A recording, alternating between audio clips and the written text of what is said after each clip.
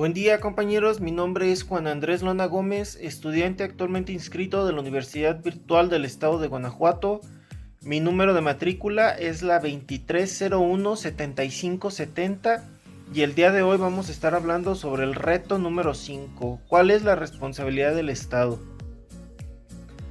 Este reto habla de dos casos. El caso número 1 le sucede a una señora que responde al nombre de Ana, a la cual se le hizo fácil acudir a una plaza pública a entregar panfletos con citas bíblicas, por lo cual la ve un oficial y le dijo: aquí no se va a armar, señora, y la detiene dentro de su vehículo el lapso de 3 horas mientras terminaba la manifestación. Cuando terminó la manifestación, la señora fue trasladada a Barandillas, donde estuvo detenida durante 24 horas. Después de ese día entero detenida, la señora acude a la fiscalía a levantar su denuncia, pero la fiscalía hace caso omiso. Posteriormente acude a la Comisión Estatal de Derechos Humanos y también hacen caso omiso. Procede a acudir al Fuero Federal, pero el Fuero Federal resuelve de incompetencia para conocer el asunto, por lo cual 2 años después la señora toma la decisión de acudir ante la Corte Internacional de Derechos Humanos. La pregunta es la siguiente: ¿el Estado tiene alguna responsabilidad con la señora?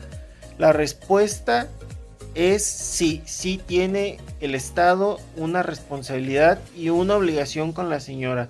¿Por qué? Porque de primera instancia podemos observar cómo la señora fue detenida de manera arbitraria. No existe acto de molestia, no existe fundamentación legal que el oficial pueda alegar para por qué detuvo a la señora. Hay que recordar que están siendo violadas las garantías individuales de esta señora, como el libre tránsito y como el hecho de que la señora no puede ser molestada en su persona sin fundamento y sin motivación legal. Voy a mencionar 2 artículos constitucionales que engloban en este marco jurídico, aunque podríamos mencionar más, porque aquí ya no solamente se trata de la molestia hacia la señora, se trata de una perspectiva de género. Entonces, voy a citar 2 artículos constitucionales. El artículo número 1, párrafo quinto, que a la letra versa lo siguiente: queda prohibida toda discriminación motivada por origen étnico o nacional, el género, la edad, las discapacidades, la condición social, las condiciones de salud, religión, opiniones, preferencias sexuales, estado civil o cualquier otra que atente contra la dignidad humana y tenga por objeto anular o menoscabar los derechos y libertades de las personas, así como el artículo 16 constitucional, párrafo primero.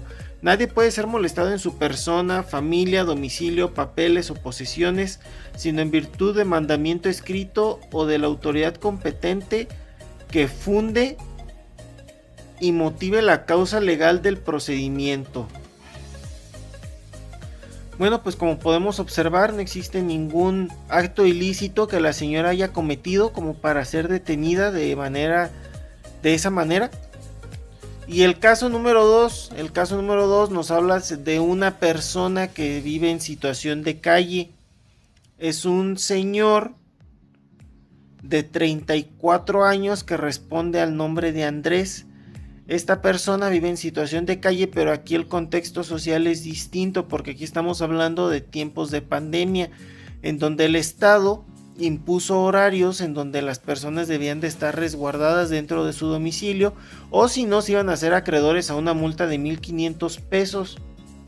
Un militar ve a esta persona y la detiene. Esta persona alega que no tiene casa, que no tiene hogar, que no tiene familia y que no tiene los ingresos para pagar la multa. Entonces detienen a esta persona durante 36 horas.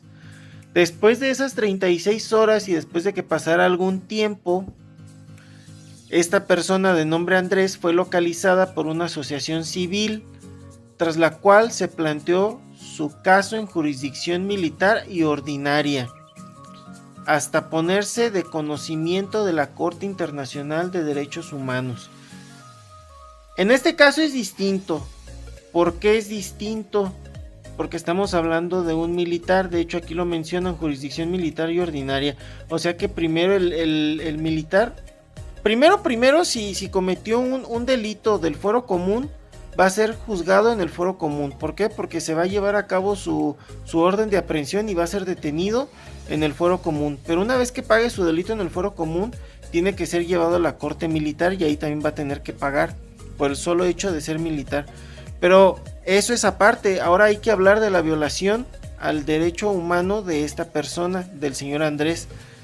Definitivamente no va a proceder ante la Corte Internacional de Derechos Humanos. ¿Por qué? Porque para que proceda ante la Corte como un organismo internacional, primero se deben de gastar los cartuchos anteriores. Entonces, primeramente debe de ir a la Fiscalía, después se le va a levantar la orden de aprehensión, se va a llevar a cabo la investigación de este oficial y hasta entonces, hasta que se pronuncien las autoridades encargadas de todo esto, podemos checar si procede ante la Corte Internacional, pero definitivamente no va a proceder en el caso número 2 hasta que no sea resuelto en el fuero común. En el caso número 1 es distinto porque ahí las autoridades sí se pronunciaron como incompetentes para conocer el asunto y recordemos que ese era el foro federal, entonces ahí sí procede ante la Corte Internacional, pero en el caso número 2 no sabemos si de primera instancia va a proceder. Ya les digo yo que no va a proceder hasta que se resuelva en el foro común. Por favor háganmelo saber en sus comentarios, tal vez yo estoy ignorando algo que alguien de ustedes sí sabe. Ahora, en conclusión, ¿por qué es importante conocer sobre derechos humanos? Bueno, conocer sobre derechos humanos es importante porque es algo con lo que nos relacionamos todos los días, desde que nos levantamos hasta que se acaba nuestra rutina, estamos relacionados directamente con esta ley, con este marco jurídico que se encarga de poner límites entre la sociedad y el poder punitivo del Estado. Por esa razón es importante conocer cuáles son nuestros derechos, cuáles son nuestras obligaciones, pero también cuáles son los mecanismos que tenemos para poner límites entre nosotros y el Estado. Sin más por el momento, gracias, quedo atento a sus comentarios. Hasta luego.